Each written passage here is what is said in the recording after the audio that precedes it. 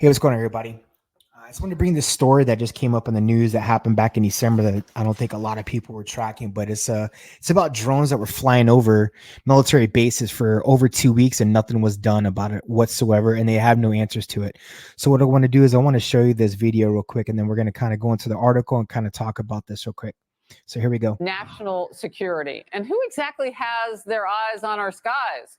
New reports that mysterious drones are swarming a U.S. military base and did so for 17 days in December of last year. Wow.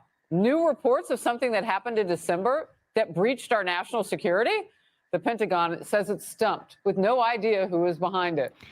So if you look in the report, which I'll discuss later, it flies over Langley Air Force Base. It also flies over quite a few other bases as well within Virginia itself proper over the 17-day period. Not to mention, this is where we have our SEAL Team 6 station right down the road from them as well. So again, very concerning. How does this not get reported? The incident recalls the Chinese spy balloon. Remember, I said this is kind of reminiscent of that. Remember, it floated all across the country last year. It hovered over some top secret sites for days before the military finally shot it down. Chief National Security Correspondent Jennifer Griffin is at the Pentagon. Jennifer, I'm worried about the fact that they didn't know. I mean, I can accept they don't tell us, but they didn't know? So that kind of tells you what's going on. Again, this happened December, and it's just not getting reported out here to the public a year later. Kind of crazy, right? This was an incredible, well-reported scoop, Harris, from our colleagues at the Wall Street Journal and confirmed to us by Pentagon officials early this morning. In December 2023, U.S. Air Force commanders at Langley Air Force Base in Southern Virginia, home to the F-22 Raptors, noticed over a period of 17 days dozens of unidentified. So what I tell you right now is obviously you can see this is a supply center, Naval Station in Norfolk. That's where SEAL Team 6 is. The Langley Air Force Base, as they just said, they have the F-22s there. And it's in Virginia. So I'm not going to say obviously, but there's a lot of different other agencies that all have a lot of their headquarters in DC and in Virginia. So you can assume, why would it be advantageous to fly 17 or to fly all these drones over these areas for 17 days? And then after you imagine day one, nothing happens, hey, let's keep doing it. They're not going to shoot us down or do anything to us. So drones would begin flying over the base shortly after dusk each night. The Air Force, by federal law, was not allowed to shoot these mystery drones out of the sky. The White House reportedly called for national security meetings to discuss how to address drones. So now my question is, okay, I got it, federal law, you can't do this, but if the White House, they get their, they start doing these meetings, why is it not even offer like, hey, we have to take these things down that could be possibly collecting intel and data on these bases? Again, as I alluded to earlier in the video that I'm showing you, that Chinese balloon flew over almost the entire country, and it wasn't shot down till it pretty much had crossed the country, and who knows what was in it, but I mean, this is a super security breach of our country and our bases. Possibly sent by a foreign adversary.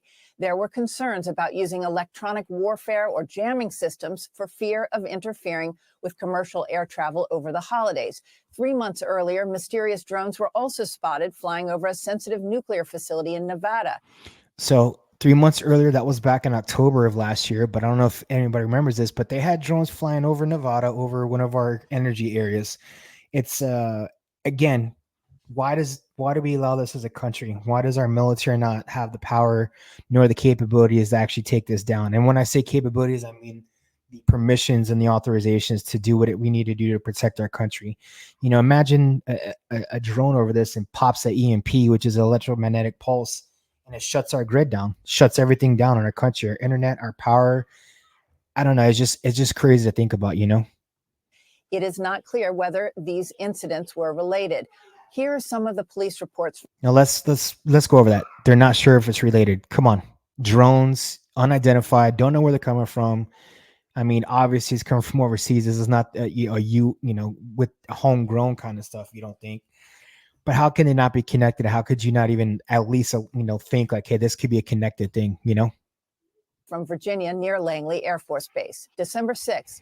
10 p.m. Multiple drones have been tracked over Langley Air Force Base, and one was seen descending in the area of Marshall Street or Gosnold's Hope Park. The drone is not a Langley Air Force Base drone.